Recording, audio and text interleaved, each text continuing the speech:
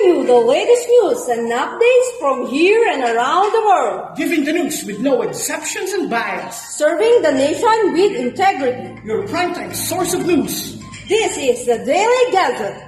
Broadcasting live here at Capas Tarlac. I am your decisive anchor, Job Daniel Garganero. And I'm Rubian de Guzman, delivering truth and just news for you. You are listening to DZDG 107.8. This is the Daily Gazette. Check the clock. It's 6:05 in the evening, May 10, 2021. For the headlines. India in the deep crisis of COVID-19 outbreak.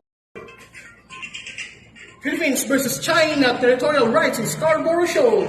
Soldiers dancing at Capas Tarlac in the queue in the community pantry. Pacquiao versus Garcia. Alex Dixon welcomed her little miracle at the age of 51. 1 week of weather updates in the Philippines. Do not change the dial. We'll be right back after a commercial. Quarantine, quarantine, quarantine again. In Philippines, quarantine again. Hey, DOH gives some advice to prevent coronavirus in our lives. Face mask, face shield, wear them wherever you will go.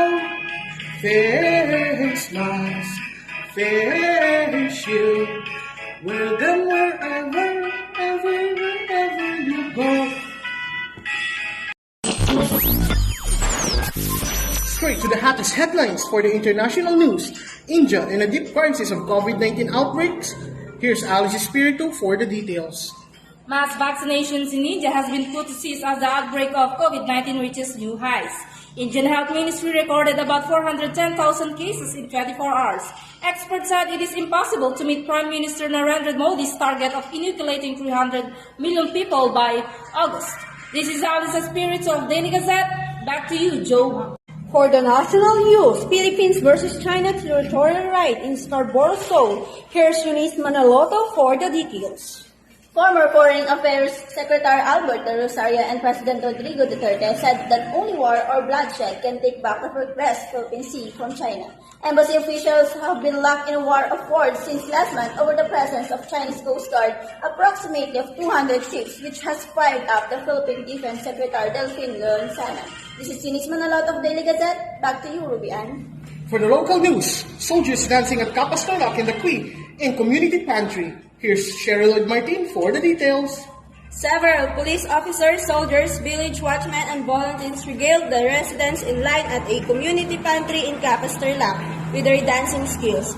Due to the entertainment, the people in line did not mind the long queue in the food sharing initiative. This is Cheryl Lloyd Martin of Daily Gazette. Back to you, Job. Sport news, Pacquiao versus Garcia. Here, Digiana Jaime for the details. Philippine boxing champion Manny Pacquiao is in the final stage of talks for a bout against American star Mikey Garcia. Pacquiao-Garcia matchup could be announced as early as next week. This is Digiana Jaime of Daily Gazette. Back to you, Ruby Ann. For the showbiz updates, Alice Dixon welcomed her little miracle at the age of 51. Here's Alice Espiritu for the details. Alex Dixon has welcomed her first baby whom she calls her little miracle. The 51-year-old actress took to Instagram on Friday, April 2, to share a photo of her holding up a piece of paper with a baby footprints on them. After a month, the actress has returned to the Philippines with her new baby after staying in Canada and in the USA. This is Alice Espiritu of Daily Gazette. Back to you, Joe. For the weather, 1 week of weather updates in the Philippines. Here, Eunice Manaloto for the details. May 7, 2021 weather updates until Friday. We experienced the easterlies. It will continue to bring warm and fair weather conditions except for some isolated rain showers in the afternoon or evening over the Manila and the rest of the country. This is Eunice Manaloto of Daily Gazette. Back to you, Ruby Ann. And that is all news collected for today. Be with us again tomorrow for another No Bias. News with no exceptions. Again, I am your decisive anchor, Job Daniel Garganero. And I'm Rubian de Guzman, serving you the latest news whenever and wherever it happens, as it happens. This is DZDG 107.8 Daily Gazette.